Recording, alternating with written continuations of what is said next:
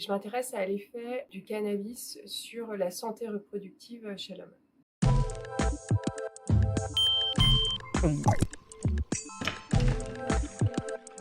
Aurore Gély-Pernaut, je suis enseignant-chercheur à l'École des hautes études en santé publique à Rennes et chercheur à l'IRSET, à l'Institut de recherche en santé, environnement, travail. Donc le point de départ de ce projet de recherche, ça a été vraiment la corrélation qu'il y a entre consommation de cannabis d'une part et l'augmentation de l'incidence du cancer du testicule d'autre part.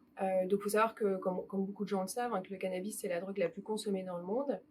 Et ce cancer du testicule, c'est un cancer dont l'incidence augmente de plus en plus dans les pays industrialisés, l'exposition à des facteurs environnementaux étant fortement pointée du doigt. Donc c'est un cancer qui touche l'homme jeune et dont le pic d'incidence est entre 15 et 40 ans. Le cannabis, c'est aussi la drogue la plus consommée chez la femme enceinte. Et ce que l'on sait de ce cancer, c'est que son origine, c'est une origine fétale avec un développement de carcinome in situ dans le testicule fœtal humain qui serait réactivé à un moment donné suite à des expositions. Donc ce que l'on fait dans le cadre de nos recherches, c'est qu'on va travailler sur des modèles, donc soit des modèles animaux, où on fait des expositions pendant la gestation à deux cannabinoïdes, que sont le CBD d'une part, qui est le cannabidiol, et le THC d'autre part, donc le tétrahydrocannabinol. Et on regarde l'effet que ça a sur la fertilité de la descendance.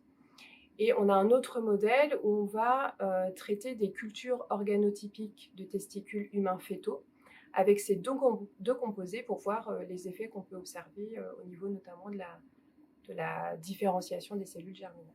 C'est vrai qu'aujourd'hui, les débats s'intensifient. Il y a beaucoup de controverses sur la légalisation ou la dépénalisation possible du cannabis en France. Donc nous, scientifiques, notre devoir, c'est vraiment d'apporter des connaissances, des données sur le lien possible entre cannabis et cancer testiculaire. Pourquoi ? Pour faire de la prévention auprès de populations qui sont vulnérables, et notamment les jeunes, puisque par exemple en Bretagne, plus de 40% des jeunes âgés de moins de 17 ans ont déjà consommé du cannabis. Donc ce qu'il faut bien garder à l'idée, c'est que ces projets de recherche, mon projet de recherche pour étudier le lien entre cannabis et cancer testiculaire, est financé grâce à des donateurs, et notamment des donateurs de la Ligue contre le cancer de Vendée.